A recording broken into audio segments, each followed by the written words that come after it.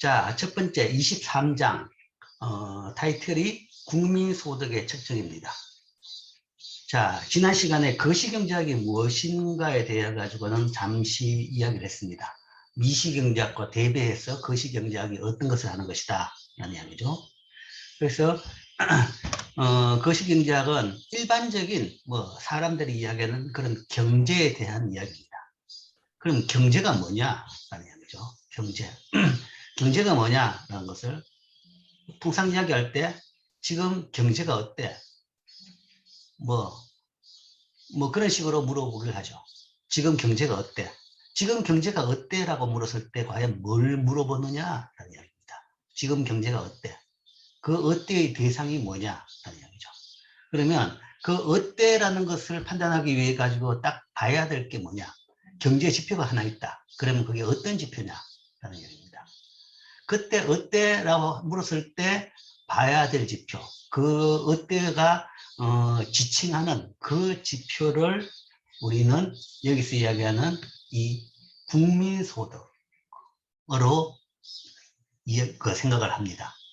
왜 국민소득을 일반적으로 전체 경제를 판단하는 지표가 되는지, 그리고 전체 경제를 판단하는 지표로서 어떤 걸 만들 것이냐에 대한 그런 부분을 다루는 것이 이 장입니다. 그래서 어쨌든 거시경제는 현실경제, 그러니까 우리가 돌아가는 생산 아니면 소비, 투자 아니면 수입, 소득, 이 모든 경제 행위에 대한 것을 다루는 학문인데 그 경제가 어때라고 할 때 그 경제는 국민소득을 이야기한다. 또는 다른 말로 국내 총생산, GDP를 이야기한다. 라는 것인데 왜 그래 되냐를 이걸로 설명하겠습니다. 국가경제 순환 모형 또는 국민경제 순환 모형 또는 다른 식으로 번역하니까 요즘에는 우리말식으로 번역하다 보니까 나라 경제라는 표현을 썼습니다. 옛날에는 내셔널 인컴, 서큘러 오브 내셔널 이코노미인데 그게 국민경제 순환 모형으로 번역을 했었는데 지금은 나라 경제의 순환 모형도 어쨌든 한 국가 단위의 경제의 순환 모형도입니다. 자, 모형도라는 것이 별게 아니고 이 그림은 여러분들이 초등학교 때도 봤을 겁니다. 초등학교 사회책에도 이런 게 있어요. 중학교 책에도 나오고, 그러니까 경제책도 아니고 그냥 사회책에 나오는 겁니다. 사실 심오한 내용인데 아주 일찍부터 나왔었죠. 이 복잡 단안한 한국 경제 아니면 각 그 나라 경제를 한 나라 경제다. 그러면 그 나라 경제를 이해를 하려고 그러면 어떻게 이해를 할 것이냐라는 거죠. 실제 무지 복잡합니다. 우리나라 인구는 5,200만, 그 다음에 거래되고 있는 상품의 종류 수만 하더라도 수만 가지는 될 겁니다. 그 다음에 기업의 수도 뭔가 하면 수십만 가지입니다. 그러니까 자영업자 하나하나 사업자 등록이 있기 때문에 그런 까지 따진다 그러면 수십만까지도 올라갑니다. 대기업은 몇 개 안 되지만 어쨌든 기업의 수, 상품의 수, 그 다음에 이 경제 주체, 그러니까 사람의 숫자는 5,200만이고 모범화 근로자, 기업의 근로자에다가 자영업자에다가 또한 실업자, 그 다음에 또 정부기관에서 일하는 사람, 공기업, 학교, 굉장히 다양한 많은 사람과 많은 생산 주체가 모여있는 곳이 바로 이 경제입니다. 그럼 이 복잡단안한 것을 어떻게 분석을 할 것이냐? 일반적으로 학문에서 이제 그걸 분석할 때 이제 첫 번째 방법은 사회과학적으로 첫 번째 방법은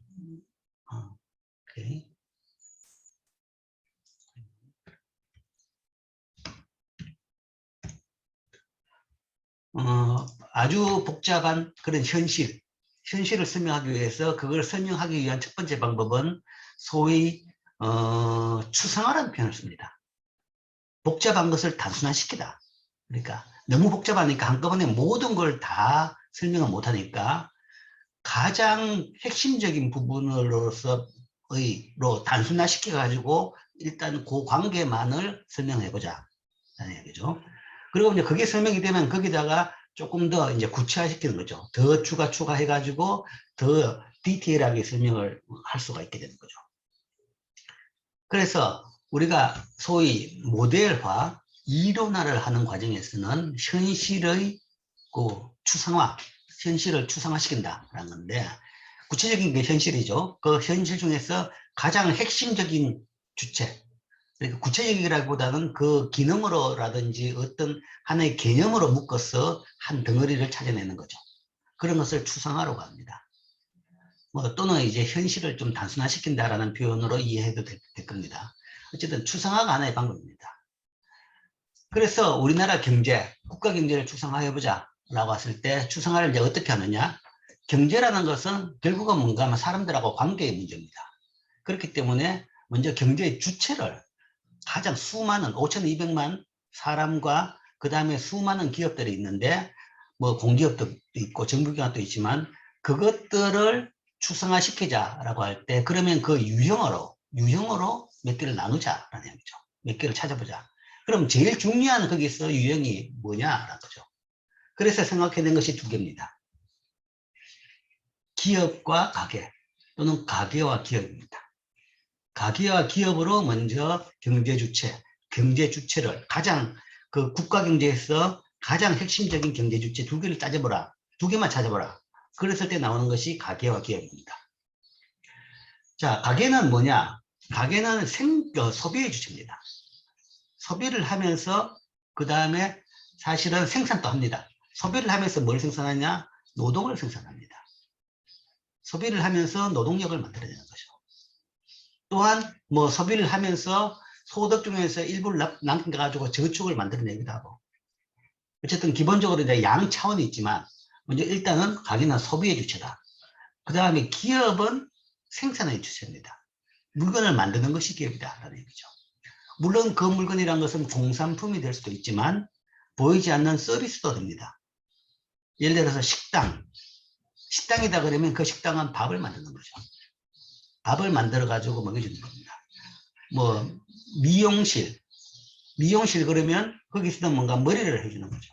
보이지 않는 물건. 지금 여러분들이 앉아서 내 줌 수업을 듣고 있습니다. 이거는 뭔가 하면 나는 기업, 한림대학교라는 기업에 소속된 근로자인 셈입니다. 근로자고 여기서 뭔가 하면 교육이란 무형의 어떤 서비스를 만들어가 여러분한테 공급하고 있는 겁니다. 여러분들은 내가 지금 이 무형의 교육이란 경제학 원론 것이라는 이런 서비스를 지금 듣고 있는 겁니다. 듣고 보고 있는 셈이죠. 즉 기업이라는 것은 그런 생산의 주체입니다. 생산의 주체고 가계는 소비의 주체다. 자, 현실 복잡한 경제에서 가장 단순하게 두 경제 주체를 따지보면 이 기업과 가계가 된다. 자, 그 다음에는 그럼 이 두 경제 주체 간에 뭘 하느냐? 뭐 물론 이제 벌써 감은 잡았죠. 여기는 생산의 주체고 여기는 소비의 주체다.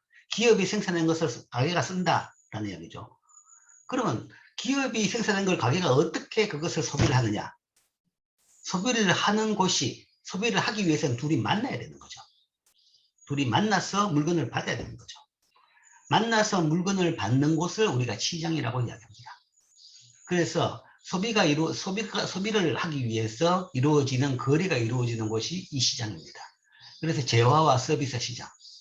즉 기업들은 여기다가 물건을 만들어 가지고 이 시장에 내놓으면 가게는 이 시장에 와서 돈을 주고 이 물건을 사갑니다.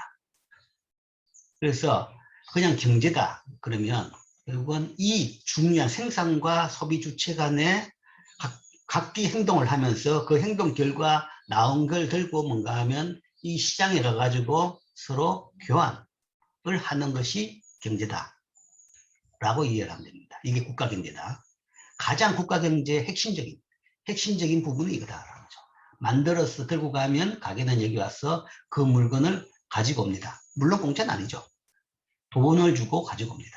그렇기 때문에 여기서는 이 빨간 선이 재화와 서비스의 판매입니다. 만든 물건이 이쪽으로 시장으로 가죠. 시장으로 가면 이 물건은 가게들이 구입해 가지고 이 물건을 가지고 옵니다. 가게로 가지고 오는데 대신에 이거를 여기서 가져오는 대신에 지출이라고 해가지고 소위 돈을 지불을 합니다. 돈 지불한 것이 소위 지출했다. 가게에서 어떤 돈을 지출했다라는 표현을 쓰죠. 이게 가게에서의 지출입니다. 대신에 여기 지출하면 이 지출은 기업으로서는 물건을 판 대신에 수입이 되는 거죠. 판매 대금 수입이 되는 셈입니다. 식당에서 여러분들이 밥 먹고 돈을 지불했다. 그럼 지불한 돈이 바로 이게 되는 겁니다. 이게 이제 경제, 국가 경제가 흘러가는 제일 중요한 부분인데, 그런데 이 기업과 가게와 기업은 이 한 곳에서만 만드는 것이 아니라 또 다른 곳에서도 만납니다. 또 다른 곳에서 만나는 것이 생산요소 시장입니다. 자, 가게는 여기서 이 시장 가가지고 돈을 주고 물건을 구입한다라고 했습니다. 그러면 가게의 돈이 어디서 나왔냐? 가게는 가게 속에 돈이 푸만 계속 나오는 그런 뭐 화수분이 있느냐? 그건 전혀 아니죠. 순환입니다. 여기는 클로즈된 순환입니다. 그럼 어디서 그 돈이, 그러니까 소득이 확보가 돼야 되는 거죠. 그 소득이 확보가 되는 것이 바로 이 생산요소 시장입니다. 그 다음에 기업 입장에서도 재화와 서비스를 만들어서 공급하는데 뭘로 만드냐는 이야기죠. 물건을 만들려고 그러면 원자재가 필요하고 그 다음에 노동이 필요합니다. 공장과 기계가 필요합니다. 자본이 필요하죠. 그럼 그걸 가지고 만드는 거죠. 그럼 그건 기업이 어디서 나오느냐? 그걸 다 생산요소 시장에서 그것을 구입을 하는 겁니다. 즉 가게와 기업은 이 시장이 아니라 또 다른 생산요소 시장에서 또 만납니다. 또 만난다는 것이 가게는 생산요소의 를 보유한 주체입니다. 생산요소를 가지고 있는 주체다라는 거죠. 소비의 주체이기도 하지만 또 다른 차원에서는 생산요소를 가지고 있는 주체다. 생산요소는 뭐냐? 여러분들이 아직 안 됐구나. 생산을 하기 위해 필요한 것입니다. 뭐 생산을 하기 위해 가지고 기업이 물건을 만들기 위해서 필요한 것이 종류는 엄청나게 많이 있죠. 다양하게 구체적으로 많이 있지만 그것도 추상화를 한다 그러면 대별적으로 보면 가장 중요한 자본이라 그러면 노동과 노동과 자본이라고 이야기합니다. 물건 만들기 위해서 일할 사람이 필요한 거죠. 그 다음에 일을 한다는 것은 기계라든지 뭐 장비가 있어야 되는 거죠. 일한다는 것은.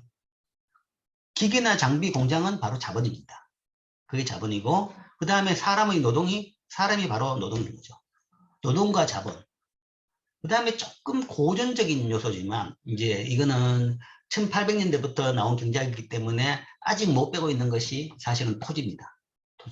토지도 필요하죠. 뭐 공장도 공장 부지가 필요하니까. 근데 사실 뭐 공장 부지가 전체 자본에 차지하는 비중은 아주 미미한데 뭐 자본은 아니지만 옛날 농경 사회를 본다 그러면 사실은 토지라는 것은 굉장히 중요한 거죠. 그러니까 농기구보다는 토지의 비중이 훨씬 더 큰 겁니다. 그래서 농경사회가 농업이 주를 이룰 그런 경제에서는 이 생산 요소가 굉장히 중요했습니다. 그래서 초기의 이 국가경제순환 모형에서는 이렇게 3대 요소를 들었습니다.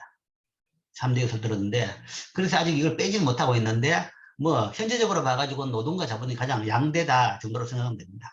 노동과 자본, 뭐, 어쨌든 토지도 있으니까. 자, 이것을 가지는 것은 다 가게입니다. 가게에서입니다. 가게가 이걸 가져가지고 생산 요소 시장에서 기업에 빌려주는 거죠. 뭐, 제일 쉬운 것은 노동이죠. 노동으로 이해하면 되죠. 사람들이 기업에 일을 하러 갑니다. 회사에 다니죠. 회사에 다닌다는 것은 사실은 생산 요소 시장. 여러분도 대학을 졸업하게 되면 구직 과정을 겪죠. 구직 과정이라는 것이 바로 생산 요소 시장에 나가 있는 겁니다.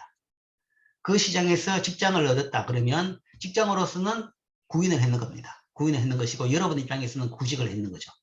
그래서 계약에 따라 가지고 이 기업에 들어가서 뭐 매일 출근해서 일을 한다라는 계약을 한 거죠. 그게 바로 가게에서 기업으로 노동이라는 생산 요소가 공급되는 과정입니다. 물론 일을 해주고 공짜로 해주는 건 아니죠. 일을 해주는 대신에 기업은 매달 뭐 임금을 지급하죠. 뭐 월급이라는 형태로. 뭐 연봉되고 뭐 주급을 주든 뭐 연봉을 주든 어떻게든 우리나라는 통상적으로 다 월 단위로 주기 때문에 월급을 쓰죠. 월급이라는 형태로 임금을 줍니다. 뭐 매일매일 일하는 사람은 뭐 그냥 일당을 줄 수도 있는 거죠. 그래서 노동이라는 생산 요소가 가게에서 기업으로 가고 또한 자본도 마찬가지입니다. 자본이란 것이 어떤 것이냐 그러면 쉽게 이야기하면 여러분들 집에 있는 저축입니다. 여러분도 아마 모두가 다 저축 통장을 하나 가지고 있을 겁니다. 그게 뭐 카카오 통장이든 아니면 뭐 KB 통장이든 어떤 은행, 우리 은행 통장이든 통장 가지고 있죠. 그 통장에 부모님이 용돈을 넣어주시면 그거 가지고 한 달을 뭐 살고, 아니면 아르바이트를 내가 돈을 좀 벌었다 그러면 거기다 집어넣고 또 쓰고 하죠. 그렇기 때문에 일부는, 어떤 사람은 또 옛날부터 뭔가 용돈을 아니면 세뱃돈을 모아가지고 조금 큰 돈을 만든 학생들도 있을 겁니다. 그런 통장에 있는 돈, 그 돈이란 것이 사실은 기업에다가 빌려주는 자본이 되는 겁니다. 은행 시스템이라는 것은 실제 불특정 다수로부터 그런 식으로 많은, 사실은 자잘한 돈이죠. 자잘한 돈이지만 숫자가 많으면 많아집니다. 그걸 모아가지고 큰 돈을 만든 뒤에 기업들한테 빌려주는 겁니다. 그러니까 돈이 여유가 있는 사람이 돈을 기업에 빌려주면 되는데, 여유가 있는 개인으로서는 돈이 덩치가 적죠. 얼마 안 되니까 그걸 빌려주려고 그러면 그 거래 비용이 훨 굉장히 높습니다. 높기 때문에 그거는 오히려 배보다 배꼽이 클 수가 있는 거죠. 그런 경우에 소위 금융중개기관이라는 은행이 등장해가지고 개인 돈을 이렇게 다 모아가지고 은행에 빌려주고 기업에 빌려주고, 그러면 거기에 따라가지고 기업은 그 돈을 빌려가지고 쓴 대신에 그 돈에 대한 뭐 이자를 은행에 지급하죠. 그러면 그 이자를 은행은 자기 마진 좀 떼고 나가지고 저축하는 사람들한테 이자를 주는 겁니다. 그게 뭐 여러분들 가지고 있는 수십, 7급인 예금 통장에서도 그렇게 하고, 그게 은행 입장에서는 조달금리가 제일 낮습니다. 이자가 낮으니까. 아니면 뭐 저축성 예금 뭐 등등 여러 통장을 통해 가지고 그런 식으로 하는 거죠. 그 다음에 이제 그 은행이라는 금융기관을 보다는 좀 더 이제 발전된 것이 요즘엔 금융시장이 또 있는 거죠. 주식시장, 채권시장 그런 걸 통해 가지고 가게에 있는 돈이 기업으로 가는 겁니다. 가게에 있는 돈이 기업으로 감으로써 기업이 그 돈 가지고 공장 부지를 사고 공장을 짓고 기계를 사들여 가지고 사람들을, 근로자들을 고용해 가지고 물건을 만들어서 파는 거죠. 팔아가지고 뭔가 그 돈에 대한 이자를 지급하거나 아니면 주식에 대해 가지고는 배당금을 지급합니다. 배당금을 지급. 뭐 그런 식으로 자본이 가는 거죠. 즉 모든 기업의 자본의 소유는 가게에 있습니다. 물론 기업의 소유가 어디냐, 예를 들어 가지고 우리나라 제일 큰 기업이 어디냐, 뭐 S전자, 삼성전자라고 하죠. 삼성전자라 그러면 그거는 이 패밀리 거 아니냐, 뭐 이 모모 패밀리 거 아니냐, 개인 이름이 나옵니다. 소위 재벌 이름이 나오죠. 물론 그 패밀리가 뭔가 하면 어느 정도 지분을 가지고 있습니다. 지분을 가지고 있는데 뭐 지금은 솔직히 지분율로 본다 그러면 외국인이 50% 정도 가지고 있어요. 절반. 많을 때는 50%가 넘습니다. 그 회사뿐만 아니라 대부분의 금융기관도 대부분 다 외국인이 절반 이상 가지고 있습니다. 가지고 있고, 그 다음에 뭐 개인, 실제 오너, 대기업 정도가 된다 그러면 오너 지분은 10%, 20% 정도밖에 안 됩니다.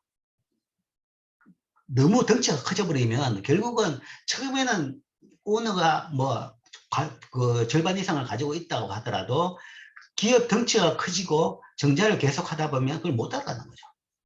그러다 보면 결국은 뭔가 하면 오너의 지분이라는 것은 소수라는 거죠. 그리고 나머지는 누구냐? 대부분이 뭔가 외국인도 마찬가지고, 그 다음에 그냥 굳이 1차적으로 이야기한다 그러면 이 기관 투자자라고 이야기합니다. 기관 투자자, 그러니까 기관, 금융기관들이죠. 기관이라는 것은 주로 펀드라든지 뭐 그런 거죠. 근데 아니면 이제 제일 큰 기관 투자자 개별로 이야기한다 그러면 국민연금, 아니면 뭐 연금공단, 공무원연금, 사학연금도 마찬가지입니다. 군인연금, 이런 연기금들이 있습니다. 연기금. 이런 것들이 뭔가 하면 오너 인셈입니다.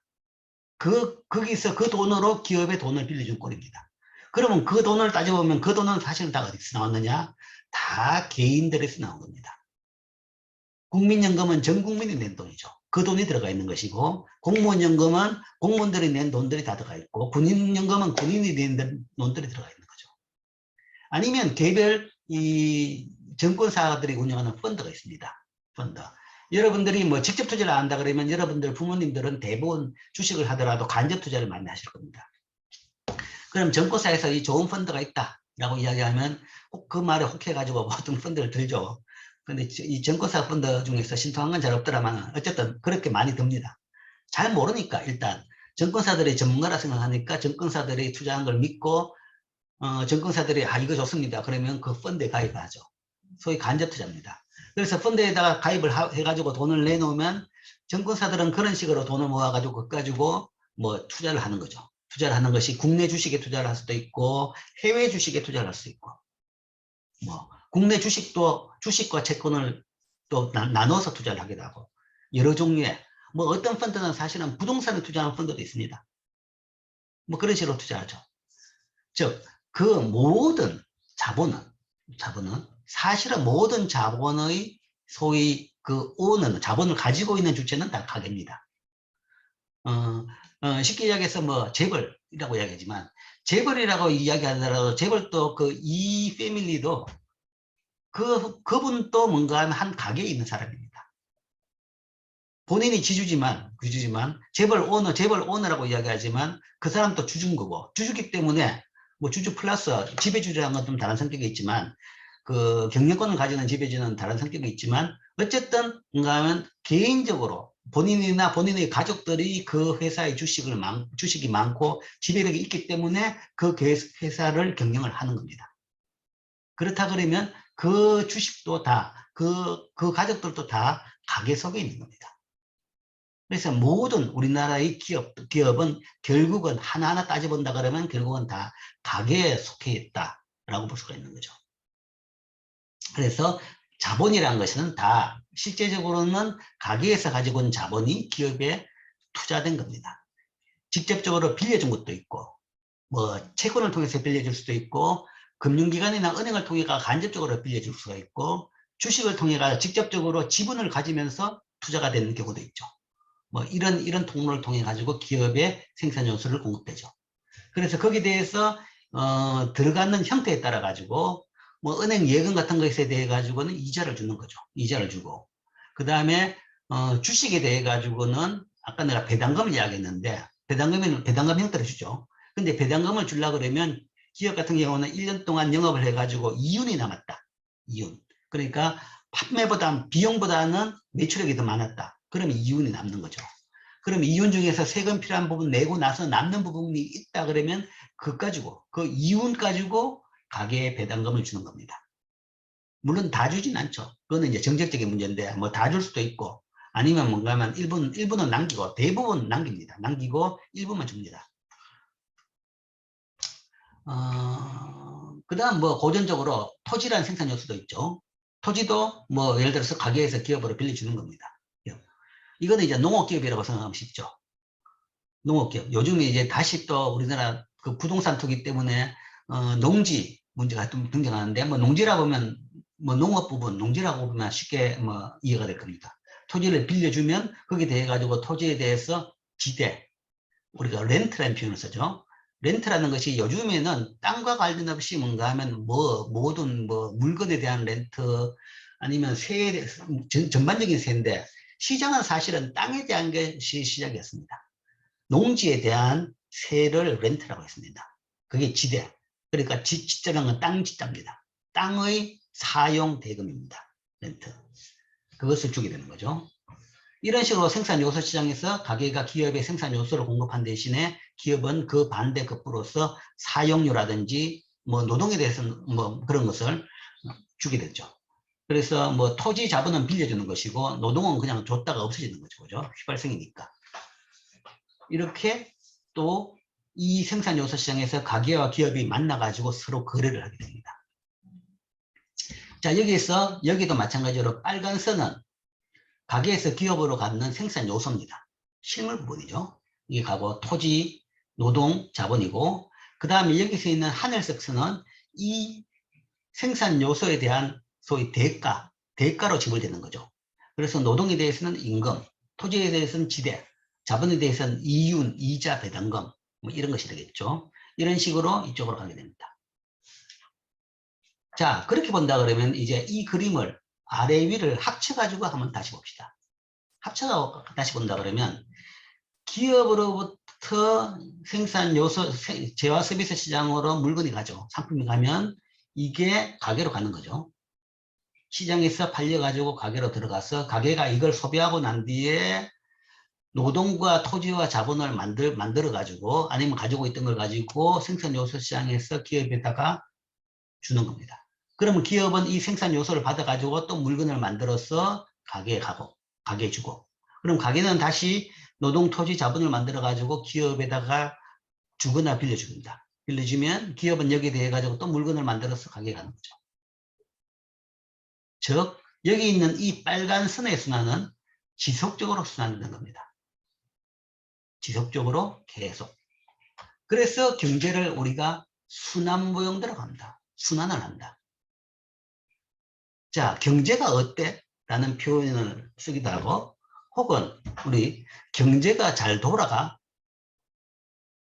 라는 표현을 쓰기도 합니다. 경제가 잘 돌아가. 잘 돌아가라고 표현을 썼다는 것은 이미 나름대로 이런 개념을 조금 이해하고 있는 사람이죠. 그 이야기는 경제는 돌아가는 것이다. 잘 돌아가? 잘 돌아가냐라고 묻는 거죠. 그러면 어느 정도 돌아가는 게 있어야 되는 거죠. 그게 너무 빨리 돌아가지도 않고 너무 천천히 돌아가면 잘 안 돌아가는 거죠. 그러니까 어느 정도 이 돌아가는 것이 경제구나 라는 것을 의미하는 겁니다. 그래서 순환모형입니다. 이게 돌아가야 된다는 거죠. 이게 만들고 팔리고 그 다음에 다시 요소가 공급되고 또 만들고 팔리고 요소가 공급되고 만들고 팔리고, 이게 계속 이렇게 순환이 잘 되면 그 경제는 잘 돌아가는 겁니다. 잘 돌아가고, 이게 잘 안 된다 그러면 경제는 안 돌아가는 거죠. 경제는 문제가 있는 겁니다. 자, 그럼 문제는 어떤 것이냐? 문제를 이야기하면 조금 더 이야기하기 쉽겠죠. 뭐 예를 들어서 코로나 사태를 이야기해보자. 코로나 사태 초기에는 당장 제일 처음에는 이겁니다. 여기서 일단 브레이크입니다. 여기서 브레이크.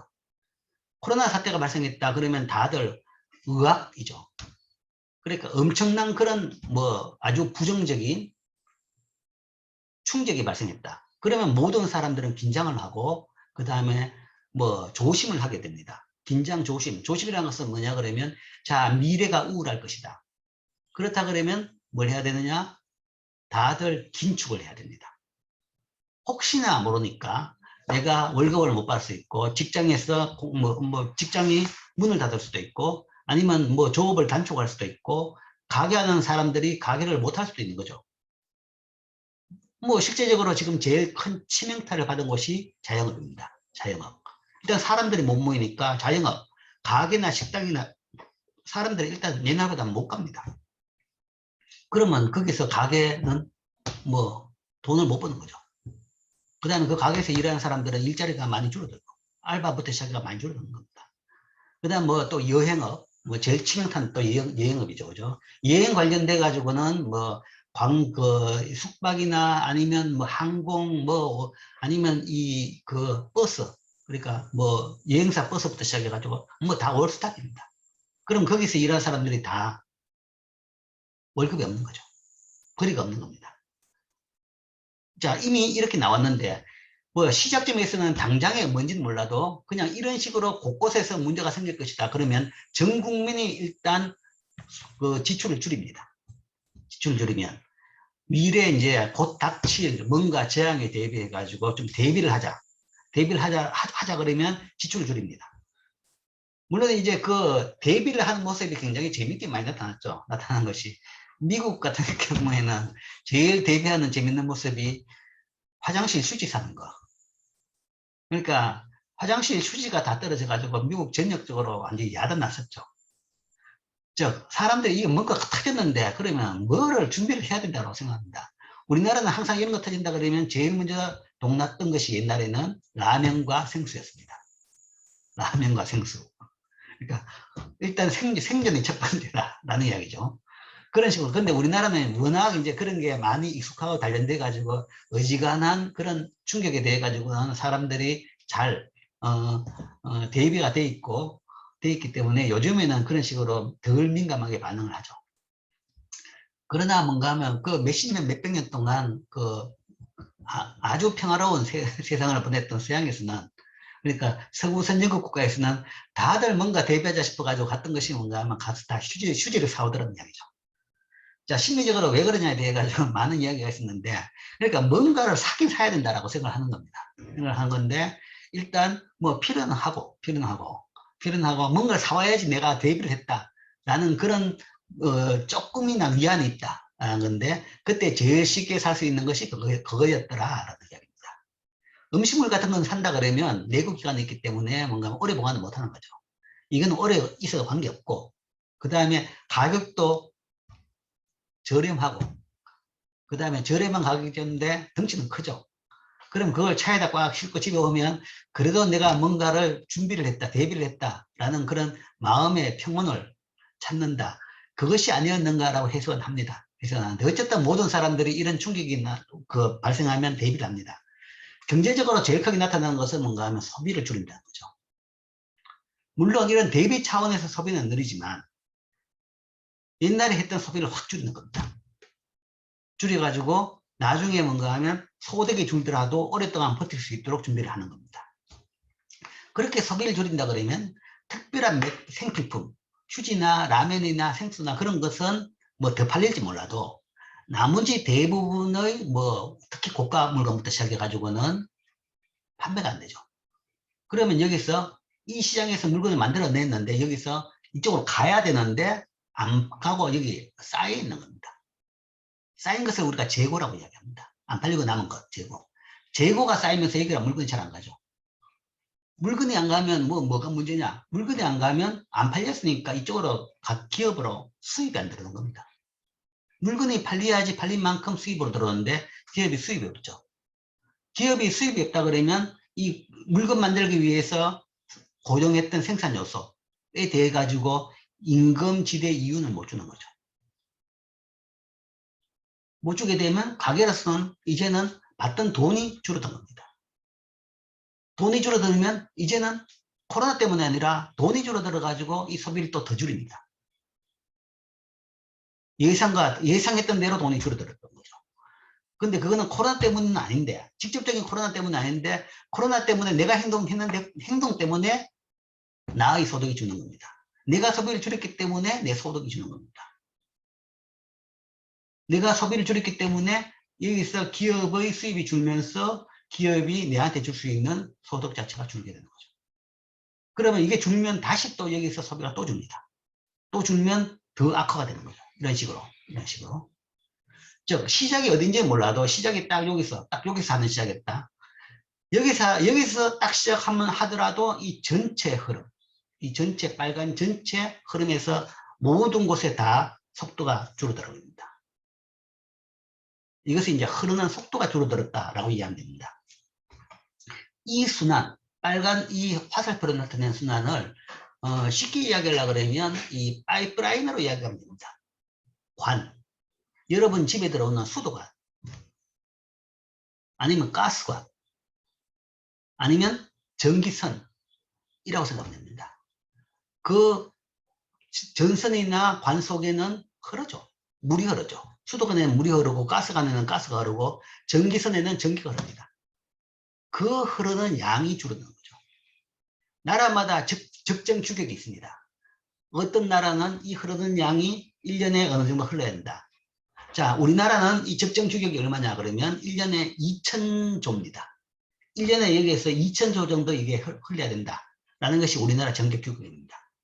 그러면 경제가 정상적이다라는 거죠.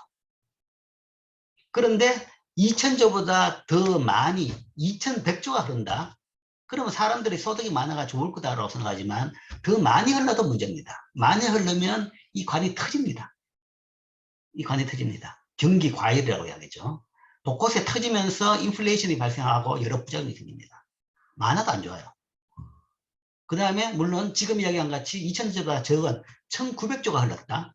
그렇게 되면 곳곳에 실업이 발생하고 사람들이 뭔가 못 살겠다라고 이제 뭐 가게가 문을 닫고 기업이 도산을 하고 이런 일이 마구 생깁니다. 이게 적게 흐르면. 즉 경제는 이 흐름이다. 흐름이고 그 적정량만큼 흐르는 것이 경제가 잘 돌아가는 정상적인 상태다라는 것이죠. 그리고 이 흐름 자체가 적으면 문제고 흐름 자체가 지나치게 많아도 물론 문제겠죠. 적정량만큼 흘러야 된다. 이 재화와 서비스 흐름. 그래서 경제는 어때? 라고 이야기하지만 경제가 잘 돌아가? 라고 이야기하죠. 잘 돌아간다는 것은 적정량만큼 1년에 2,000조만큼 저게 흐르는 상태냐라는 것을 묻는 겁니다.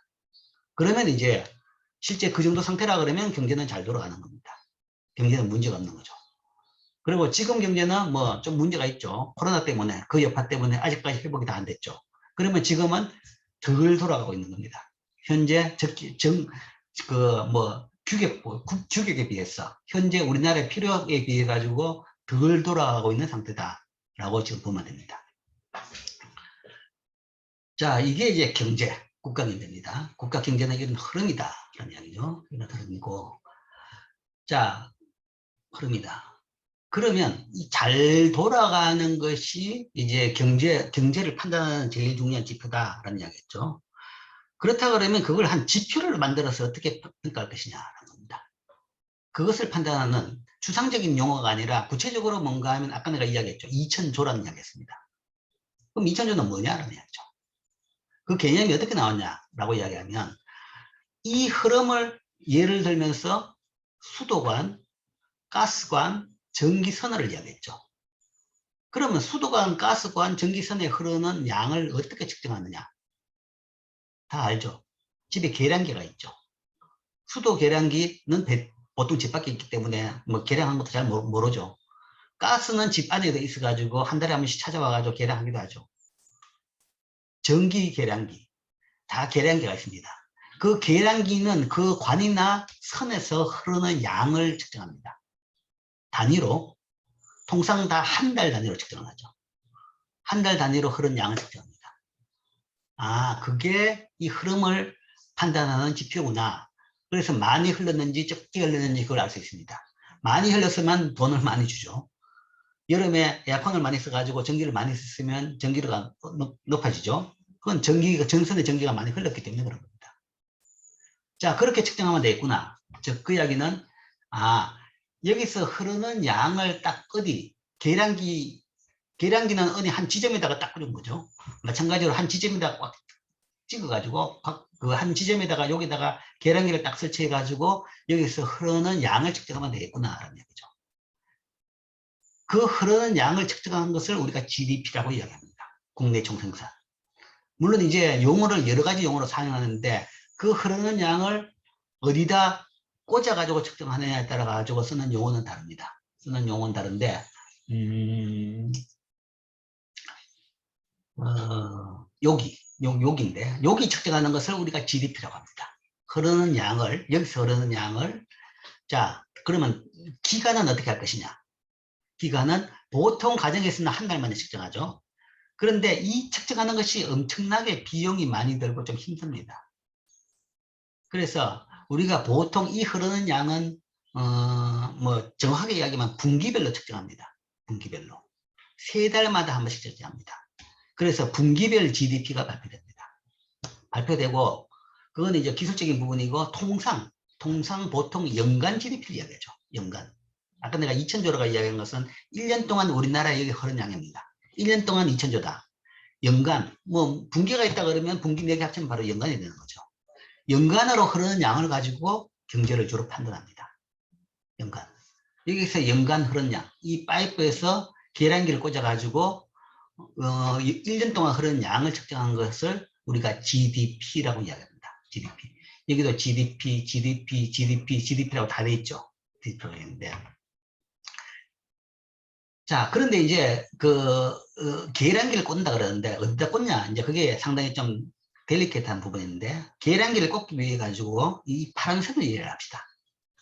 자, 왜냐하면 계량기를 여기다 꽂으면 이게 참 계량기가 짓기하기가 굉장히 힘들어요. 여기서는 빨간 데서는 생산이라 그러면 기업이 만든 물건이죠. 그러면 기업이 물건 나온 여기서 딱 측정하면 제일 맞을 겁니다. 그런데 기업이 물건 만들어서 나오는 물건으로 본다 그러면 측정한다 그러면 이거는 단위가 지각각입니다. 자동차 100만 대, 배 100척, 헤어커팅 뭐 5천만 회, 뭐 펌, 뭐 예를 들어 가지고 그게 1,000만 회. 그것도 종류도 다 다르죠. 저 기업에서 나오는 이 구체적인 물건에서 집계하려고 그러면 이거는 긴 리스트가 나옵니다. 긴 리스트. 물건마다 뭔가 하면 종류가 다 다르기 때문에 그냥 물건의 개수, 규격 따라 가지고 뭔가 하면 이거 1개, 이거 10개, 이거 100개 쭉 리스트가 나온 거죠. 그러면 그 리스트가 나오면 그걸 다 합쳐가지고 덩치가 얼마인지 그냥 뭐 알 수가 없는 거죠. 그래서 어디 측정하냐 그러면 요 반대에 있는 여기 가서 측정합니다. 그 물건을 팔아가지고 돈을 받죠. 그러면 각각 물건들이 다 다르지만 받을 때 받는 돈 액수는 돈의 단위는 동일합니다. 우리나라에서는 원단위죠. 그러면 다른 물건의 양을 합칠 수가 있는 겁니다. 그래서 여기에서 측정한 것이 GDP, 생산에 대한 생산 대가로 받는 돈, 그게 뭔가 하면 생산의 가치인 거죠. 그러니까 그렇게 팔렸으니까 그 돈으로서 뭔가 하면 이 GDP를 측정합니다. 여기서. 그러니까 실제적으로 측정하는 이 계량기가 달린 것은 빨간 데가 아니라 이 파란 데입니다. 이 하늘색 선. 즉, 이 하늘색 선은 이 빨간 선의 흐름에 대해서 반대급부로 가는 화폐 흐름이죠. 그러니까 교환입니다. 물건을 주면 돈을 받죠. 그 교환되는데 그 교환되는 화폐 흐름이 이 파란 선입니다. 여기도 생산 요소에 대해 가지고 이 반대급부로 이 돈이 화폐가 흐르죠. 기업에서 가게로. 즉 이겨 흐르는 것과 동일하게 동일한 가치가 이 바깥으로 이 화폐로 흐릅니다. 이 화폐로 흐르죠. 그래서 실제 우리가 일정 기간 내에 저 흐름을 측정할 때는 여기에 상응하는 요 지점에서 측정하고 싶다. 그러면 여기서 뭔가 계량기를 여기 갖다 댑니다. 그럼 돈으로 쭉 하면 자 총액이 얼마 흘렀구나. 그래서 1년 동안 측정해 보니까 여기 2,000조 원이 흘렀다. 그런 게 나옵니다. 또한 이 파이프라인은 현재는 두 경제 주체가 있고 폐쇄적인 파이프라인입니다. 딴 데서 들어오는 것도 없고 딴 데로 나가는 것도 없죠. 그렇다 그러면 여기서는 전체에서 어디든지 양은 동일합니다. 양은 동일합니다. 누수가 되지 않는다 그러면 빠질 게 없죠. 그러면 뭔가 하면 처음에 집어넣은 게 끝에도 동일합니다. 파이프 어느 지점에서 측정하든지 동일하냐는 겁니다. 즉 여기서 측정했던 여기서 측정했던 여기서 측정했던 여기서 측정했던 다 동일한 양입니다. 동일한 양이 흐르고 있는 거죠. 그래서 어쨌든 여기서는 기업이 만든 거니까 GDP, 국내 총 생산이죠. 그죠? 생산량이고 생산 가치가 뭔가 하면 여기서 딱 계량기로 해가지고 액수가 2,000조가 나온다. 보시고 그 다음에 여기서 측정하게 된다 그러면 우리는 다른 용어로 지출이라고 이야기합니다. 지출. 가게에서 물건을 구입을 하죠. 그럼 가게의 지출입니다. 가게가 돈을 지출했는 거죠. 지출 측면에서의 GDP입니다. 지출 측면에서 본다 그러면 여기서 계량을 하게 되면 지출 측면의 GDP입니다. 물론 이제 이걸 나중에 소비, 투자, 정부 지출, 순수출로 나눕니다. 좀 더 여기 없는 경제 주체까지 집어넣으면 조금 더 이제 다양하게 됩니다. 하게 되는데 일단 제일 단순한 모형인데 여기서 보면 이게 지출이구나. 가게에서 돈 나가는 부분이구나. 그럼 여기서 따져보면 지출이 얼마구나 라고 측정할 수 있습니다. 그러나 당연히 이 액수나 동일합니다. 이 파이프라인에서 누출이 없는 거죠. 그렇기 때문에 GDP나 국민소득 또는 지출이 동일합니다. 지출이 동일하고 또한 이것을 여기서 측정한다 그러면 우리가 소득이라고 이야기합니다. 소득.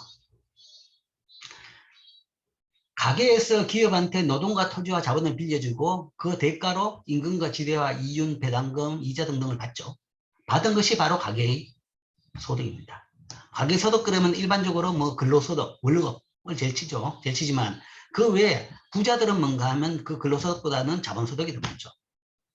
자본소득이라는 것은 뭔가 하면 소위 배당금, 이자 아니면 땅 빌려주고 아니면 집 빌려주고 뭐 세액 이런 거죠. 그죠? 그런 게 다 소득입니다. 다 소득이죠. 그러니까 여기에다 요 선상에 어떤 지점, 뭐 요 지점이든 요 지점이든 여기 딱 계량기를 갖다 놓고 측정했다 그러면 이거는 자 소득입니다. 우리나라 경제 전체 1년 동안 소득이 얼마냐? 물론 주체마다 다르겠죠. 가게가 받은 소득도 있고 뭐 사실은 그 기업에 남은 소득도 있긴 있습니다. 어쨌든 정부가 가지는 것도 일부 있고 여기는 지금 없지만 뭐 그런 식으로 이 부분은 소득을 측정하는 겁니다. 자, 그래서 이게 한 나라 경제가 순환되는 한 나라 경제 형태다라는 것이고, 나라 경제 형태가 나라 경제 형태고, 나라 경제라는 것은 이렇게 가게와 기업 간에 이 시장을 통해 가지고 이렇게 잘 순환하는 것, 생산하고 소비하고 이게 만나 가지고 여기서 이 시장에서 거래가 돼 가지고 다시 여기서 생산 요소를 만들어 가지고 다시 기업에 공급하고, 기업은 또 생산을 해 가지고 가게에다 물건을 공급하고, 이런 과정이 잘 돌아가는, 이것이 경제가 잘 돌아가는 것이고, 그 다음에 그 양 자체가 경제의 잘 돌아가는 정도를 측정하는, 판단하는 하나의 지표가 되는 겁니다. 그래서 그 지표가 뭔가 대표적인 지표로서 우리가 GDP라고 하기도 하고, GDP라고 하기도 하고, 그 다음에 이 장의 타이틀은 국민소득이었죠. 국민소득이라는 것은 이것을 여기다 본 겁니다. 여기다. 소득인데 한 나라 전체를 이야기한다 그러면 그게 국민소득입니다. 국민소득. 여기서 측정한 것이 국민소득이고, 또한 사실은 경제학적으로 가장 의미 있는 것은 지출입니다. 특히 이제 케인즈 모형이라든지 경제 정책을 이야기할 때는 지출 가지고 우리가 다 분석을 합니다. 지출 부분에 볼 때는 이건 뭐 총지출이라고 이야기합니다. 물론 이 양, 액수는 이 화폐 흐름으로 측정하는데, 이 양은 물론 안쪽에 있는 이 빨간 실물 부분의 흐름하고 정확하게 동 가치가 흐르는 거죠. 그것이 잘 흘러가면 경제는 잘 돌아간다 라고 이야기합니다. 자, 이게 이제 잘 안 돌아가는 것에 대해 가지고 이야기했죠. 아까 뭐 예를 들어 코로나가 발생했다. 그럼 이렇게 되는 것이고, 뭐 예를 들어서 또 석유 파동이 발생했다. 세계적으로 유가가 폭등했다. 그렇게 되면 기업들에서 뭔가 하면 생산 비용이 높아지는, 그래서 여기서 생산 과정에 문제가 생기는, 생산 요소가 비싸져 가지고 이게 물건이 오르는 또 그런 문제가 발생하죠. 뭐 등등 모든 충격에 따라 가지고 이 흐름 자체가 영향을 받게 되죠. 이제 그런 것이 실제 현실 경제입니다. 자, 그런데 이 흐름이 잘못되는 것은 주로 안쪽이지만, 안쪽이 바깥점 때문에 이 안쪽 자체가 영향을 받는 경우도 있습니다. 자, 실제적으로는 이 바깥쪽 흐름이라는 것은 화폐 흐름, 이거는 보완적인 흐름입니다. 실제 거래를 위해 가지고 적정한 양만큼 화폐가 공급됐다 그러면 뭐 그만큼 거기 따라 가지고 그 화폐량이 잘 거래되면 되는 겁니다. 그러니까 화폐라는 것은 실물의 보완적 기능입니다. 소위 거래를 편리하게 하기 위해서 우리가 인간들이 만들어낸 하나의 그 물건이 화폐라는 겁니다. 그리고 그게 적당히 공급된다 그러면 문제가 없는데, 자, 이게 만약에 적정하지 않게 공급된다 그러면 이 바깥쪽 흐름이 문제가 발생할 수 있습니다. 그러면 바깥쪽 흐름이 문제가 발생해가지고 오히려 안쪽 흐름에 영향을 주는 정도까지도 발생합니다. 대표적인 경우가 여러분들도 들어봤겠지만 금융위기입니다. 금융위기. 금융위기는 이 경우죠. 자본이 기업으로 잘 안 갑니다. 갑자기 자본이 붕괴가 되고 자본이 없어지고 자본이 떼이고, 그러니까 부도가 많이 나고 큰 금융기관이 부도가 나고 주가가 폭락을 하고 이런 일이죠. 그죠? 그런 일이 발생하면 돈이 기업들이 안 가는 거죠. 기업들이 안 간다 그러면 기업들은 여기서 이 자본에서 문제가 생기는데 이 돈이 안 흐르는 겁니다. 돈이 안 흐르는 거죠. 그 다음에 또 하나, 지금 현재 가장 또 이슈가 되고 있는 것이 인플레이션 이슈입니다. 대부분 사람들이나 아니면 지금 언론 기자들이 이야기한 것은 대부분 엉터리 이야기인데, 실질적으로 인플레이션이 굉장히 큰 이슈는 맞습니다. 맞는데 이상하게 잘못다 그 묘사하고 평가하고 있는데, 지금 인플레이션 이슈가 어디 있냐 그러면 여기 이 바깥에 있는 흐름에 돈을 너무 많이 찍어냈다는 말입니다. 그러니까 돈을 너무 많이 찍어내면 이 바깥의 흐름량이 지나치게 많아지는 수가 있습니다. 안쪽의 흐름량은 동일한데 바깥에 뭔가 하면 흐를 수 있는 양을 배로 늘렸다. 어떤 일이 발생하느냐 하죠. 그러면 그것 때문에 따로 두는 것이 아니라 실제 필요한 것보다 너무 많은 거죠. 너무 많으면 그게 다시 영향을 미쳐가지고 안쪽에 문제를 발생시킬 수 있습니다. 실질적으로 이제 돈은 많이 찍어내놨는데 이게 이제 부작용으로 나타나는 것이 인플레이션입니다. 인플레이션까지 발생한다 그러면 그 다시 역으로 이 안쪽에다가 나쁜 영향을 미칠 수가 있는 거죠. 그래서 이거는 이제 오히려 이 경제를 도와주기 위해서 만든 것이 화폐인데, 화폐 자체가 잘 관리되지 못하면, 통화량 자체를 잘 관리 못하면 오히려 실물 경제를 망치는 그런 요인도 될 수 있습니다. 요인도 될 수 있다는 거죠. 그래서 경제라는 것은 가장 기본적인 것은 이 안에 있는 빨간 것의 흐름인데 그 흐름이 잘 돌아가면 좋은 경제다. 그런데 그게 잘 돌아가기 위해서는 여러 가지 요인들이 잘 돼야 되죠. 모든 부분이 잘 돼야 되는 것이고, 그 다음에 바깥에 있는 이 화폐 관리, 통화 관리까지도 같이 잘 돼야 됩니다. 하나라도 삐끗하게 되면 경제는 나빠지는 거죠. 자, 이게 이제 국가 경제, 나라 경제의 순환 모형도고, 경제가 뭐냐라고 이야기했을 때 처음에 질문에 그거였죠. 자, 지금 경제 어때? 라는 거죠. 그것은 여기서 이 흐름이 적정량만큼 안에서 돌아가고 밖에서 돌아가고 잘 돌아가고 있느냐라는 겁니다. 그리고 그거는 이제 보다 구체적인 지표로 이 흐른 양을 측정한 것이 GDP라고 이야기했죠. GDP가 지금 현재 2,000조 정도 내가 대략으로 이야기했습니다. 2,000조 정도인데 2,000조 정도냐라는 거죠.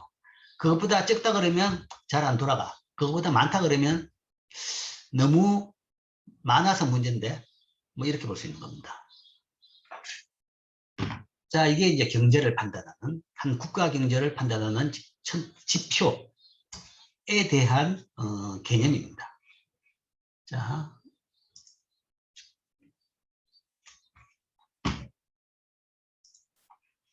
그래서 그 나온 개념 봅시다.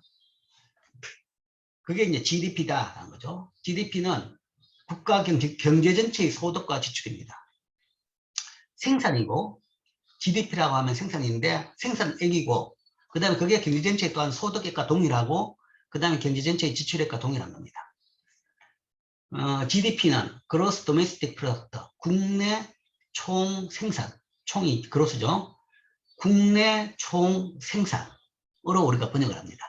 Gross Domestic Product. 그것은 나라 경제 모든 구성원의 어쨌든 모든 그 나라에서 생산된 것인데 한 나라 동안 우리나라에 생산된 모든 것의 가치 합이다 라는 거죠.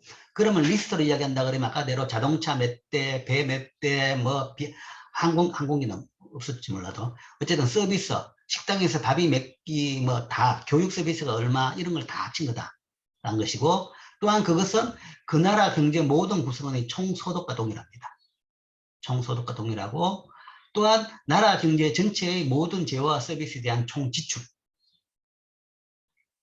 쓸 수 있는 건 그거밖에 없으니까 그것만 쓴 겁니다. 자, 현재는 단지 단순화를 위해서 폐쇄 경제를 가정합니다. 수출입이 없다고 보는 거죠.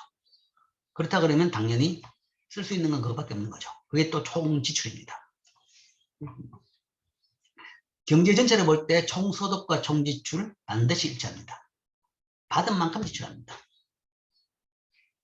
또한 총소득과 총지출은 또한 생산된 양하고 정확하게 일치합니다. 만든 만큼 소득이 있을 수 있고 소득만큼 지출을 할 수 있는 거죠. 물론 어떤 사람들은 뭔가 하면 어떤 사람들은 소득보다 더 많이 지출하는 사람도 있죠. 근데 그거는 뭔가 하면 소득보다 덜 지출한 사람이 있기 때문에 그 사람 돈을 빌려다 쓰는 겁니다. 개인적으로는 차이 있을지 몰라도 총 액수로는 딱 그 차이가 없습니다. 폐쇄 경제에서는 딱 그대로인 거죠. 총소득, 총지출, GDP는 동일하다. 그래서 이제 그것을 우리가 나라 경제 순환 모형들을 통해 가지고 그 개념을 우리가 이해를 했습니다. 그 나라 경제 모형들에서 보면 자, 두 시장과 두 가게를 봤죠. 두 경제 주체, 첫 번째 경제 주체는 가게였고, 가게는 소득을 지출하고 모든 재화와 서비스를 구입하는 그런 소비의 주체가 되는, 소비의 주체면서 생산 요소를 공급하는 그런 주체고, 기업은 생산 요소의 소유자로부터 임금, 지대, 이윤을 지급하죠. 기업은 물건을 만들고 그 다음에 만든 이런 걸 가지고, 미안합니다. 이 물건을 만들어 가지고 이 생산 요소를 가지고 물건을 만들어서 가게에다 공급하는 그런 역할을 하는 거죠.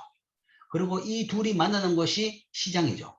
재화와 서비스의 생산 요소의 시장은 재화와 서비스가 만나는 거래되는 시장이고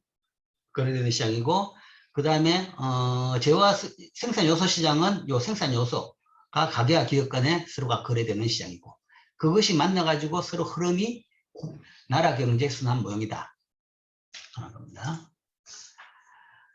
자, 그래서 나라 경제 순환 모형들은 이렇게 됐었죠. 설명을 다 했죠.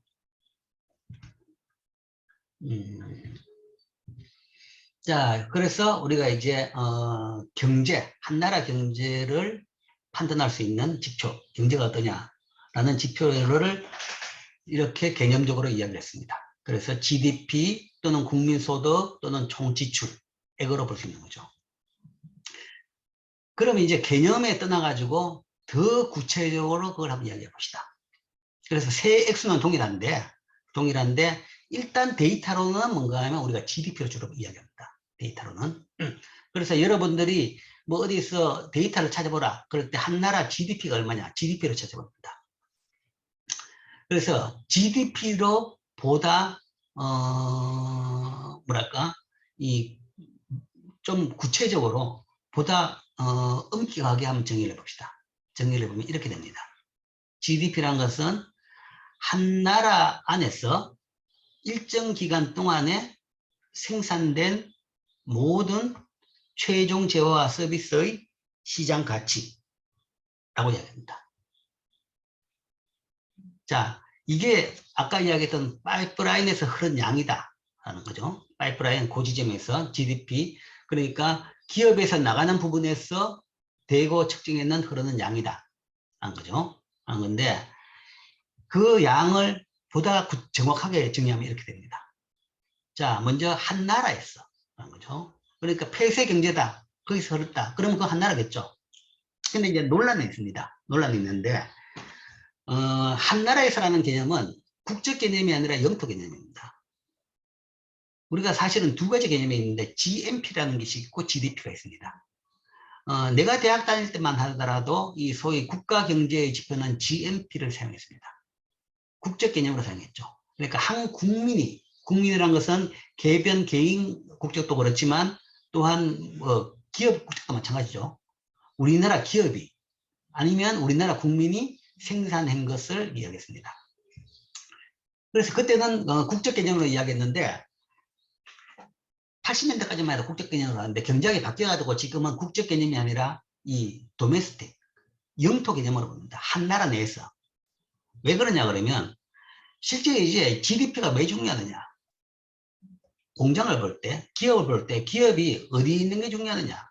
우리나라 기업이 예를 들어서 미국 가가지고 공장을 지어가지고 뭐 물건을 만들면 사실 뭐 신문에도 나고 뭐 기분은 좋죠.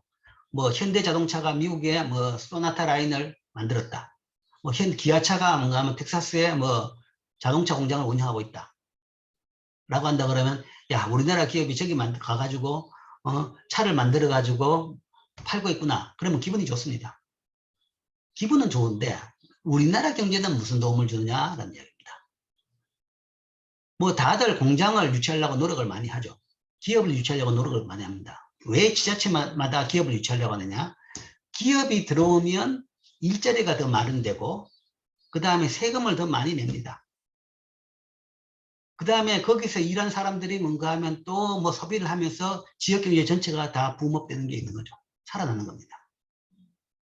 그런데 미국에 가 있는 우리나라 공장이 과연 우리나라에 뭘 주느냐. 물론 그 기업을 운영해가지고 공장을 운영해가지고 차를 팔아가지고 돈을 벌면 이익이 생기면 그 이익은 들고 오겠죠. 주인 오너는 우리나라니까 그 이익은 들고 올 겁니다. 그 이익은 전체 매출액에 비해 가지고 자동차 같은 경우에는 5%도 채 안 됩니다. 그런데 미국에 대해서는 그 많은 사람들을 고용시켜주고 세금을 내고 공과금을 내주는 거죠. 그러니까 뭐 옛날에는 뭐 이 다국적 기업 그래가지고 외국 기업이 우리나라에 들어온다에 대해 가지고 뭐 80년대 90년대에는 학생 운동들이 반대를 많이 했는데 가만히 보니까 요즘은 오히려 외국 기업을 끌어들이려고 합니다. 외국 기업이더라도 우리나라 들어와가지고 일자리 만들어주고 월급 주면 그게 우리나라에 도움을 주는 거니까요. 그러니까 이제 세계적으로 봐 경제학자들이 보니까 아 뭐가 중요하구나. 국적이 중요한 게 아니구나. 영토가 중요하더라. 그 나라 안에서 생산되는 것이 중요하다. 그게 국적이 외국 기업이든 국내 기업이든 관계없이 외국 기업이더라도 우리나라 내에서 기업 활동을 하면서 고용을 해주면 그게 우리나라 경제에 도움을 준다라고 하는 거죠. 그래서 GDP 즉 나라 단위로 우리가 봅니다. 나라 단위. 그 나라 단위라는 것은 한 나라에서라는 것은 소위 영토 내에서 나오는 것을 집계를 하죠. 그러니까 그 파이프라인은 우리나라 내에 돌고 있는 파이프라인이다. 그 다음에 일정 기간, 이거는 우리가 이제 플로우라고 이야기합니다. 숫자 데이터를 이야기하면 유량과 저량이라고 나눕니다. 유량과 저량으로 나누는데 흐르는 양과 그 다음에 쌓여있는 양이란 거죠. 흐르는 양이란 것은 기간 동안에 측정해야 됩니다. 그래서 전기, 수도, 가스는 한 달 단위로 기간 동안 측정하는 거죠. 그러나 재산 같은 것은 스탁입니다. 너희 집 재산 얼마냐? 그러면 그거는 한 달 동안 재산을 이야기한 거 아니죠. 현 시점 재산입니다. 그러니까 처음 그 옛날 어딘지 몰라요. 우리 부모 때부터인지 그 부모도 상속을 받았을 때니까 그 전전전 뭐 처음부터 시작해가지고 지금까지 다 모여있다는 재산인 거죠. 그런 것은 이제 시점으로 한 시점 단위에 얼마다. 인구도 마찬가지죠. 현재 우리나라 인구가 얼마냐? 5,200만이다. 이런 건데 이거는 이제 스탁 양이기 때문에 스탁 변수이기 때문에 그렇게 측정하는데 흐르는 양 플로우 변수 같은 경우에는 일정 기간 내에 측정해야 됩니다. 그래서 일정 기간을 자르죠. 근데 일정 기간을 아까 이야기했죠. 통상적으로는 1년 단위로 우리가 측정된 것 가지고 보통 이야기를 합니다. GDP 그러면 연간 GDP를 이야기합니다. 그러나 보다 세부적인 내용을 알고 싶으면 데이터 자체는 분기별로 있습니다. 분기별로 집계됩니다. 집계돼가지고 우리가 측정합니다. 통상적으로는 이거 1년 단위. 자, 그 다음에 GDP는 생산된 것만 따집니다. 그럼 그 흐름에서 생산 안 된 게 뭐가 있냐? 기업에서 나온 것 중에서 가게로 가는 것 중에서 생산 안 된 것도 있습니다. 재고, 중고, 재고나 중고죠. 재고나 중고품은 생산이 안 된 거죠. 그것은 포함이 안 됩니다. 자, 이게 이제 시점의 문제가 되는 거죠. 재고의 재고가 있다. 이거 어떻게 할 것이냐? 판매 시점으로 볼 것이냐, 생산 시점으로 볼 것이냐, 이 문제입니다. 그래서 생산 시점을 한 거죠. 왜 생산 시점으로 했냐 그러면 생산 시점에 고용이 이루어졌고 실제 경제에 기여를 했는 겁니다. 판매가 됐다는 데도.